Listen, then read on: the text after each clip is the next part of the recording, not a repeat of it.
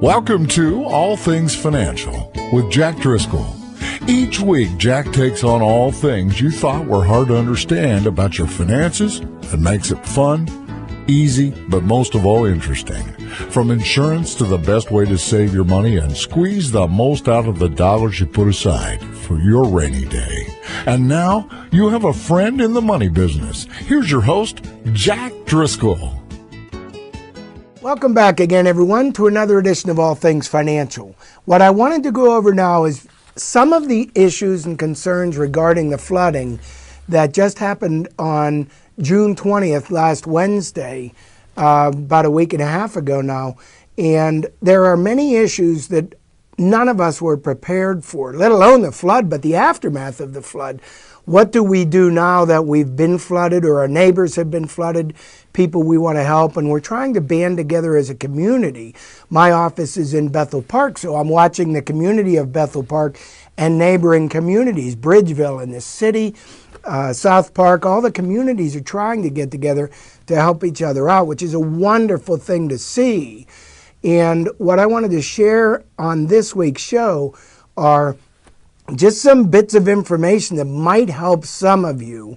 And I'd like to start off with different segments, whether the programs are federal programs or state programs, or whether it's your own insurance policies and things like that, whether you had insurance or not. There still may be some slivers of some types of coverage for some of you.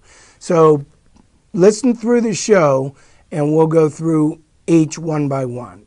One of the things that I'm hearing over and over again, just by talking and listening to people, there are some senior residents, elderly people, whose neighbors are asking them, did you get any flooding? Can we come over and help? And then elderly neighbors are saying, you know, usually they're single, the ones that I'm hearing, are saying, no, we didn't get any flooding, we didn't get anything. And now, after time is passing, it's becoming more and more evident to the neighbors. They have water in their basements. They have silt and muck, and they did get water damage. They did get flood damage, and they're just not admitting it because they're asking questions of their neighbors. Why are so many people trying to get into my house? Why all the intrusion? Because a lot of elderly people don't like that. But they need the help and won't take the help and won't admit they had it in some cases, and it's being shared with me, some of the reasons. Because I said, why? Why wouldn't anybody want the help if someone comes to help? And what I'm being told is they're afraid to let people into their homes, especially strangers, which all of us are who are trying to help usually. They're afraid that people are just going to randomly throw things out, that they are their precious, cherished memories that they want to go through one by one and don't want to lose their memories. Those are some of the things I'm hearing. So as irrational as the response seems to be, no, we don't need any help, or no, we didn't have any flooding, I implore all of you, please be a little more diligent on your elderly neighbors. I don't know how, but please go over and try to really diagnose whether they did have water and are hiding it, because they need help. Even if they're not willing to accept help, you might want to ease your way in there and help them realize why we're all friends. You know what we ran into, and I've seen some of this issue, but when I talk to people about this flood situation recently, what I'm hearing is, well, we couldn't get flood insurance. We tried because we're not in a flood insurance zone. So the National Flood Insurance Program is available for everyone in every community that is a participating community with the National Flood Insurance Program. You don't actually have to be in a flood zone. So if all of those people that are saying, we tried and we couldn't get it, it's all misinformation. I looked up the whole list. You can even give me a call if you want the list. Scott Township's in the list. Most of Allegheny County. I think all of Allegheny County's in the list. Bridgeville's in the list. Bethel's in the list. South Park's in the list. We're all in participating communities, which means every resident, for the most part, in every one of those areas can get flood insurance. And if you're not in a high-risk flood zone, which most of us weren't, we've never been flooded before to this extent, our premiums would have been cheap. Our premiums probably still ongoing in the future will be cheap. So do look into the National Flood Insurance Program and see for the future, at least, if you could obtain flood insurance just for all this surface waters and whether you even want to. I get asked a lot, if I have flood insurance, am I going to be paid? Or I get the complaints that if I had flood insurance, it never paid for anything anyway, so I canceled it, or my neighbors never got anything for it. So the generalities on the flood insurance are, you could buy flood insurance through private insurance companies, although not many offer it privately, or you can buy flood insurance through any other companies that will issue it, but it's almost all through the National Flood Insurance Program. So even if other companies are issuing it, it's normally being the National Flood Insurance Program that's handling the claims. So you receive a policy, and it's true, a lot's not covered. So you buy insurance, there's a maximum limit usually on the building, and it's not normally the building that's the issue, although as we've seen even in Bethel Park, there are a few buildings with enough structural damage that yes, that is a big issue. The contents are the most common issue, and the debris removal.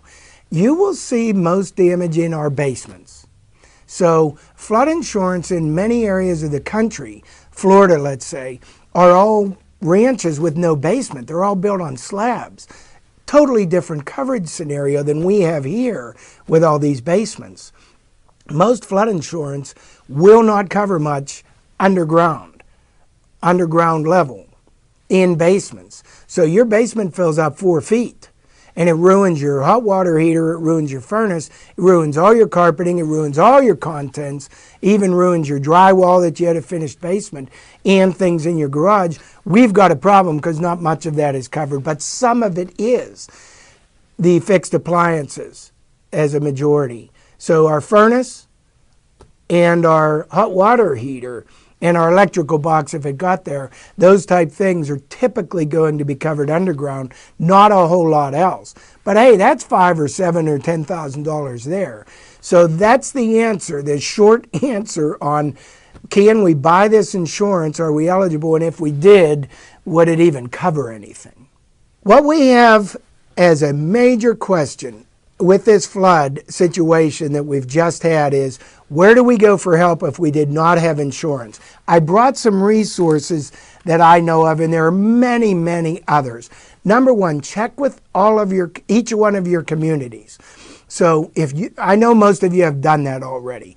Talk with your neighbors and all, but get to the communities. The reason I say this is most communities are trying to apply for FEMA money, Federal Emergency Management Agency money, relief money, which are grants possibly, or loans possibly, or at least low interest loans, reimbursements of costs. So here's what we all have to do. As citizens, help our governments help us. And that process goes like this. The municipality has to file to see if they can get approval that it really was a disaster zone. And in order to do that, they have to have damages that in excess of certain limits to qualify for disaster relief. And that could be anywhere from $16 to $18 million. So they need our help, us homeowners, to assess our potential damages and report them to the municipality so that they can add and assess all of the potential damage and the assessment and appraisals of the amount of that damage. So please, let's help our commissioners get money for our community that can filter back possibly to our own homes in either low interest rate loans or whatever it is, even reimbursing the council and the municipalities for all the overtime and the roads, help freeing up money. That's a very important component. So what can you do? Number one, help them with that assessment. They normally have to prepare their paperwork within about 30 days. So what you want to do is try to get an assessment as quickly as you can, get the documentation, whatever you can, up to the municipalities, and then that's their first start. I'll do another couple segments on what else you could do. But that's the first thing that all of us need to be working on after the initial response to our neighbors. There are some resources I brought with me today to try to share with everyone. Bethel Park, for instance, has some community involvement, and that's the Bethel Park Volunteer Fire Department over there, which is a good resource.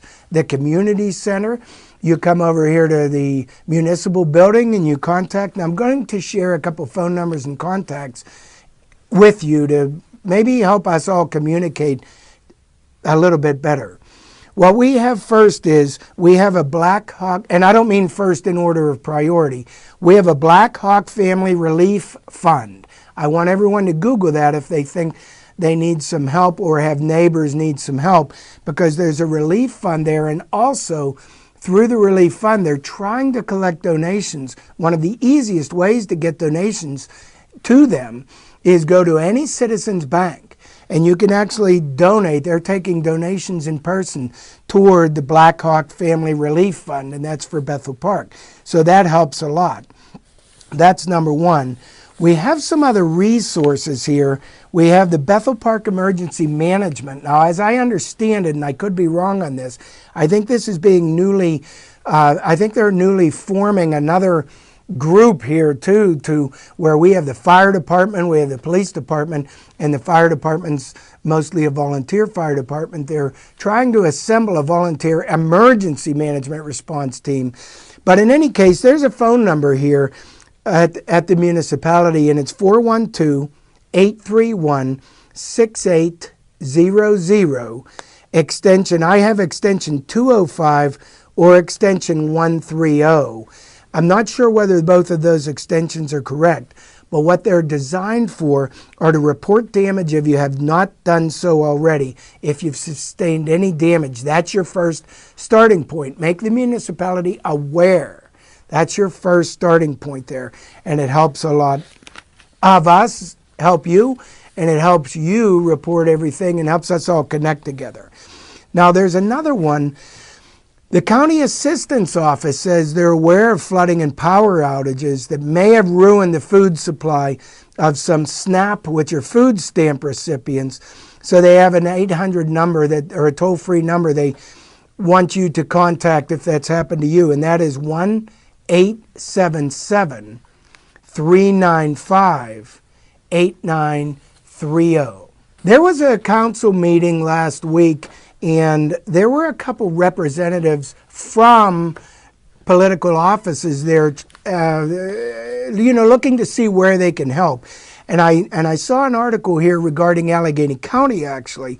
County Executive Rich Fitzgerald declared a countywide disaster emergency. And here's what they're asking for. They're looking to authorize county resources to try to help in the county. But again, what they need is a formal assessment of the damages in the area. So here's what they're asking us to do. They're asking for a formal damage assessment process to be helped out by all of us in Allegheny County. And it's in assistance with the Pennsylvania Emergency Management Agency. And they want us to email. And they want us to email our estimated damages and things, contact information and things like that. Email to OEMHS. That's like Oscar, Education, Mary, Harold, Samuel. OEMHS at Pittsburgh, spelled out, PA.gov. If anyone Googles PEMA, which is for the Pennsylvania Emergency Management Agency, the Western Area Office, that'll pop up and you can contact them through that too. But they're trying to get the initial damage assessment, and that's to help for federal funding, along with helping everyone out. Now, we have another website. I shared with you the phone number already for Bethel Park, but we have another website for PEMA, and that is www.pema. That's P like Peter, E like Education, M like Mary, A like Apple, .pa.gov. You'll see additional waste vehicles out there, garbage vehicles. I mean, there's been a lot of help on this, but I want to try to share as many resources at this time period as I can. If you want to volunteer to help, or if you need help, please don't forget to call, if you're in Bethel Park, 412-831-6800, extension 130. Provide your information. They're taking lists of volunteers who would like to help others that are affected, and they're taking lists of people who are affected who might be looking to either provide an assessment of damages or looking for volunteers to help. So that line works for both ways, so please take use of that. Now also, there's a community gathering on Friday, June 29th, and this show may miss that, I'm not sure, from 1 to 6 p.m.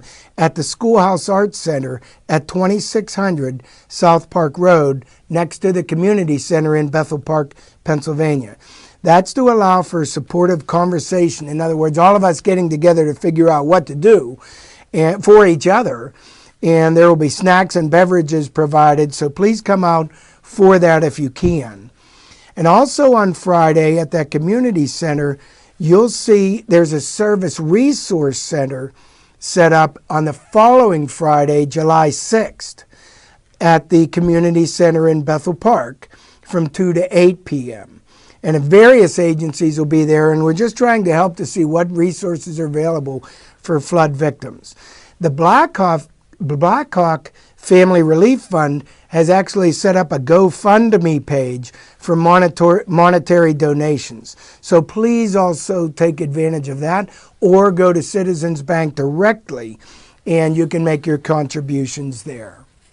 You know, I saw an article on, it wasn't only Bethel Park, or it wasn't only Bridgeville. I mean, it was all of, at least southwestern Pennsylvania, it seems like, the whole way down Banksville Road. So we're all in this together. And I saw an article here that I wanted to share with everyone, and it's titled, Bridgeville Flood Victims Take Photos and Save Receipts. Wow. None of us might think about that. Number one, I'm going to implore all of you, take pictures. It may be too late for half of you to hear that. Pictures of the damage before anything is touched, pictures along the way, and pictures when it's finished. Take pictures all along the way. Keep, if you've expended any expenditures or anyone else has on your behalf, take photos and save receipts. What you need to do, hang on to the older receipts of whatever you might have had on the items that were lost if those receipts weren't damaged, because whether FEMA intervenes or not, if they do, it's again based on the assessment of values. So all of this will help you build the case on what the assessment of values are. And it's huge, but you can help, and those are some of the ways you can help. But you also want proof and documentation of the loss. So I know many of us are acting so fast we're forgetting to take the pictures and documentation along the way, but I did want to share that also. I'd like to touch on a couple things about we didn't have insurance, or we did have insurance, or what does it cover, or does my homeowner's policy cover it? What about the cars? Let me touch on that. Let's start with the cars. We have cars that are ruined as a result of the flood. As you know, flood is not covered by much anything except flood insurance. However, you will find the car insurance policies if you have physical damage coverage. If you have bought physical damage coverage, which is comprehensive and collision coverage, flood insurance is not typically excluded. Flood insurance will be included on most all of your car insurance policies. They'll probably total the cars out, but you probably have the coverage subject to your deductible. So all of you who had liability-only coverage, you're right, you will not have coverage on your car insurance policies for flood. But all of you who have full coverage, or at least comprehensive coverage, even if you don't have collision, if you have comprehensive coverage, it's subject to your deductible, but you will likely have coverage on those cars you lost. So I wanted to share that with you. All hope is not lost in many cases, even if you did not have flood insurance. A lot of people are asking, what about my homeowner's policy? This was, and then we draw a blank. Flood, backup of water through sewers, water seeping through basement walls, water coming in through the windows, rainwater, now we have a problem. We can't figure out where the water, what the initial cause of the water was, right? So if it's rain, and here's what I want you to do. I want you to consider with your insurance agents, call them and ask them, hey, I got damage. And let them tell you no or tell you yes. Some of you have backup of water coverage, backup of water through your sewers, endorsed onto your homeowners policies. There is possible coverage there. Maybe it'll be denied because they'll say it was surface waters, flood waters, but maybe you won't be denied because maybe it'll be proven that the sewers backed up and forced that water back up. So get to those agents. Don't just take it for granted that all of these claims are not covered if you did not have flood insurance. Water seeping through basement walls never would be covered, but water backing up through sewers might be if you have those endorsements. Not all policies do, but a lot do. So check into that. Now, those people that are asking questions about flood insurance usually don't have it, because if you have flood insurance, you've already made the phone call and you're waiting. But there are some misnomers about flood insurance. Number one is what I've shared earlier. We were told we can't get flood insurance, we're not in a flood zone. That's just wrong. Number two, we were told flood insurance won't cover anything. That's just wrong. So I wanted to go through a couple of things that are myths, actually. You have to live in a floodplain? No. To get National Flood Insurance Program insurance, though, they don't, as an agency, issue flood insurance directly. So if you contact the National Flood Insurance Program, they will refer you to an agent, because only agents can write this coverage. They don't write any coverage direct, even though it's subsidized through their program, and even though an insurance company that writes it is actually writing it through their program, but they don't write it direct. They take advantage of all the different companies and agents. So what do you need to be able to get a flood insurance policy? As I mentioned in different segments, all you need is to have your home located in a National Flood Insurance Program participating community. And all of us pretty much are. Bethel Park, South Park, Bridgeville, all of us pretty much are. So number one, are we eligible to buy the coverage? Lo and behold, contrary to popular opinion, yes, you don't have to be in a flood zone. You can be on top of a hill in those participating communities and still buy flood insurance. Number two, flood doesn't just mean from a creek. Flood many times means just what we had. Rainwater hitting the top of a hillside, coming down the street, your driveway slopes down, water runs down in and fills your basement 4 feet. That's a flood. Surface waters are considered flood insurance. So why would we buy flood insurance? We're nowhere near a river or stream.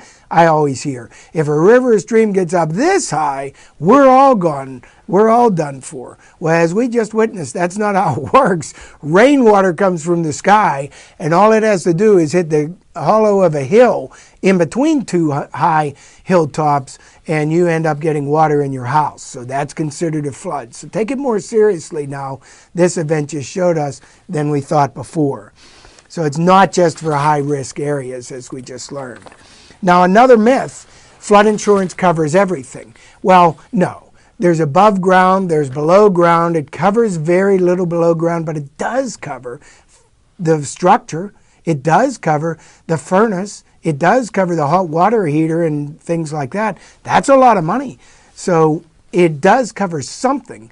And on the first floor, if you have a ranch or your damage is on the first floor, it covers a whole lot more, especially if you bought contents coverage, which you have to do separately on either that policy or on a separate policy, or your contents will not be covered.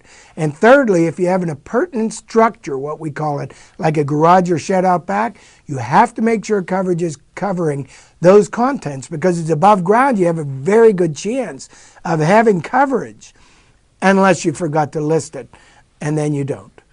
So those are some of the myths regarding flood insurance. The last one is my homeowners covers flood already, and as we know, it pretty much does not.